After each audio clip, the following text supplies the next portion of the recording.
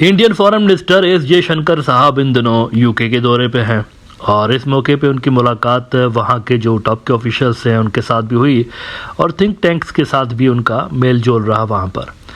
अब इस मौके पे एक बड़ा नाखुशगवार वाक़या भी पेश आया और वो वाक़या ये पेश आया कि जयशंकर बाबू जो हैं इनकी पिटाई होते होते रह गई। मतलब इनकी पिटाई होने वाली थी प्रॉपर, लेकिन पिटाई होते होते रह गई। अच्छा, ये पिटाई का टर्म वैसे मैं खुद नहीं यूज़ कर रहा हूँ, इंडियन मीडिया ने इस्तेमाल किया है। ओपी इंडिया ने देखें क्या लिखा है। UK almost alleges attack on external affairs minister Jaishankar. Watch how Khalistani mercenary attempts to heckle during Chatham House visit. अब ये उन्होंने कहा कि अटैक हो रहा था हमारे मंत्री साहब के ऊपर, लेकिन बाल बाल बच गए। मैंने वो वीडियो देखी है जिसकी ये बात कर रहे हैं, अभी आपके सामने भी इसको मैं शेयर करता हूँ। मुझे बड़ा अफसोस हुआ इस तरह की हेडलाइंस जो इंडियन मीडिया लगा रहा है ना, उसको देखकर मुझे बड़ा अफसोस हुआ। कहीं से भी वो अटैक महसूस नहीं हो रहा। मेरा नहीं ख्याल कि वो अटैक था, बल्कि खालिस्तान का जो एक पॉलिटिकल एक्टिविस्ट था वो असल में अपना एक प्रोटेस्ट इनके सामने रजिस्टर करवा रहा था और प्रोटेस्ट रजिस्टर करवाते हुए उसने क्या किया, इंडिया का झंडा लेकर आया और इनकी गाड़ी के सामने खड़े होकर वो झंडा फाड़ा उसने। बस इतनी सी बात है। इसको इन्होंने अटैक लिखा हुआ है कि सिक्योरिटी ब्रीच और अटैक और पता नहीं क्या मर्सनरी और ये सारा, ऐसा कुछ भी नहीं था। वो बेचारा निहत्था बंदा था, अनआर्म्ड था, सिर्फ एक झंडा लेकर आया। जरा वीडियो देखिए, आपको समझ में आ जाएगा कि किस तरह से गलत बयानी कर रहा है इंडियन मीडिया।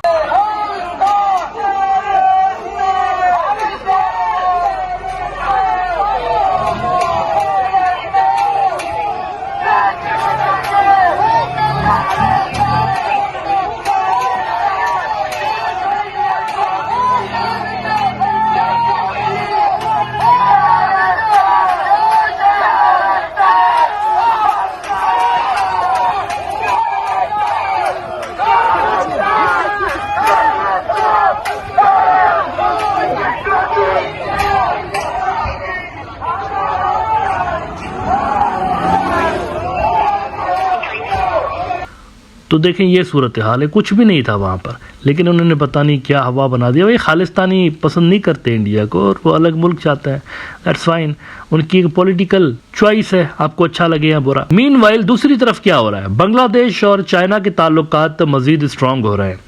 आपके इल्म में होगा कि एक टॉप लेवल का बांग्लादेशी डेलीगेशन इन दिनों मौजूद है चाइना की तरफ, चाइना की सरकारी दावत पे गया हुआ है। अच्छा, चाइना के मीडिया ने काफ़ी कवरेज दी है इस विजिट को, this is very interesting. China के जो सरकारी मीडिया आउटलेट्स हैं उनको भी मैं देख रहा हूँ, वो काफ़ी इस दौरे को कवरेज दे रहे हैं। आज वहाँ की जो रूलिंग पार्टी है कम्युनिस्ट पार्टी, उनका माउथ पीस है ग्लोबल टाइम्स। उन्होंने भी इस विजिट के हवाले से लिखा है, Bangladesh delegation to China amazed by Chinese modernization calls for closer cooperation. इसमें जो बीएनपी के रहनुमा हैं अब्दुल मोइन साहब, उनको कोट करते हुए वो कहते हैं कि the people of China and of Bangladesh have been trusted friends for ages and such friendly relationship has grown over the years. Abdul Moin Khan, head of the delegation and member of the national standing committee of Bangladesh Nationalist Party, told the Global Times noting that this visit is the continuation of this friendship. बिल्कुल दुरुस्त बात है, historical ताल्लुकात रहे हैं China के और बांग्लादेश के रीजन के लोगों के। अच्छा, इस विज़िट के दौरान ये जो मोइन साहब हैं बीएनपी के, इन्होंने कल मेरे ख्याल से किसी जगह पर बात करते हुए अपनी फॉरेन पॉलिसी जो होगी, जब ये पावर में इनकी पार्टी आएगी तो फॉरेन पॉलिसी किस तरह की होगी, उसमें चाइना का सेंट्रल रोल होगा, ये तमाम बातें तो उन्होंने बताई। लेकिन आज कुछ नई डिटेल्स सामने आ रही हैं। उन्होंने एक कंसर्न का भी इजहार किया है। एक प्रोजेक्ट है, बड़ा इंपॉर्टेंट प्रोजेक्ट है, स्ट्रेटेजिक नोयत का है, तो उसके ऊपर इन्होंने एक कंसर्न का इजहार भी किया है और उम्मीद यही नज़र आ रही है कि इस प्रोजेक्ट का शेप तब्दील कर लिया जाएगा। असल में प्रोजेक्ट कौन सा है? प्रोजेक्ट है जनाब China Myanmar India Bangladesh corridor. आपके इल्म में होगा ये काफ़ी सालों से लेकर एक प्रपोज्ड कॉरिडोर है कि जिसके ऊपर काम होना था, लेकिन इंडिया के कुछ कंसर्न्स की वजह से थोड़ा सा ये काम जो है वो रुक गया था, फिर म्यांमार के अंदर मामलात ख़राब हो गए थे।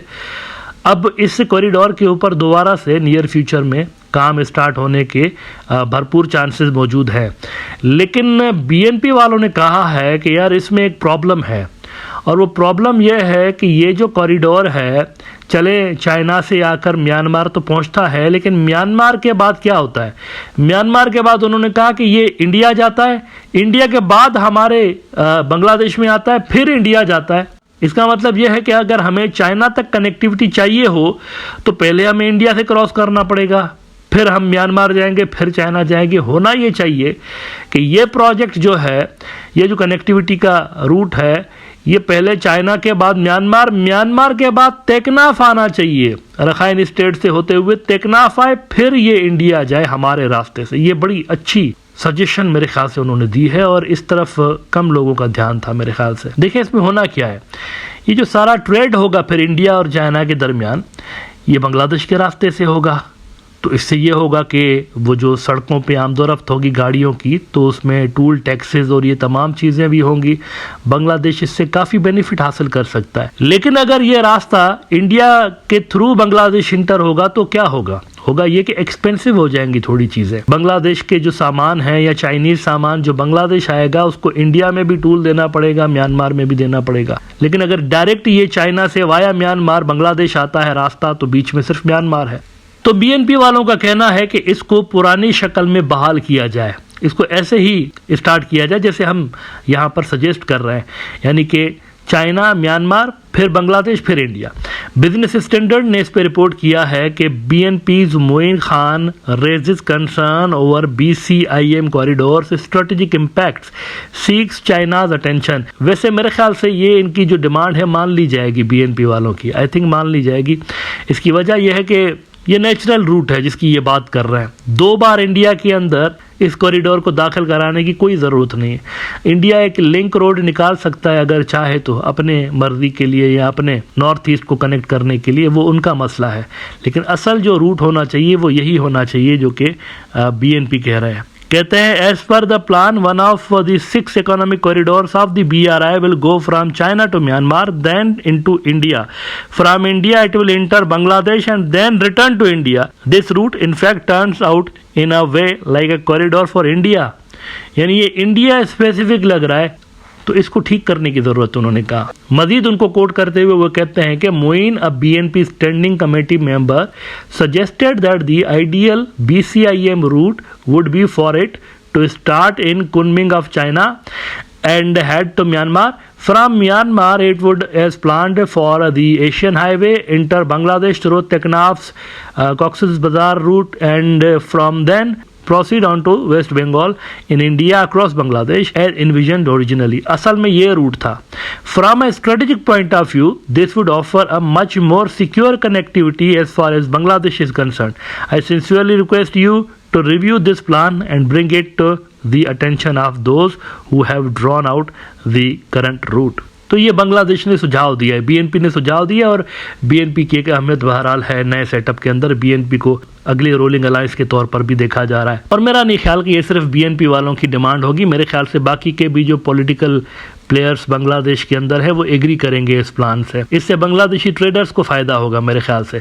अगर उनको इंडिया के साथ ट्रेड करना हो तो उसके लिए तो बहुत सारे रास्ते बने हुए हैं। एज सच ये कॉरिडोर उनको इंडिया के साथ ट्रेड करने के लिए नहीं चाहिए, ये उनको चाहिए बर्मा और चाइना के साथ ट्रेड करने के लिए। सो लेट्स होप, एक अच्छी चीज़ उन्होंने प्रपोज की है और मेरे ख्याल से चाइनीज़ इसको कंसिडर ज़रूर करेंगे और आने वाले दिनों में हो सकता है कि इस प्रोजेक्ट का थोड़ा सा जो नक्शा है उसको तब्दील कर लिया जाए।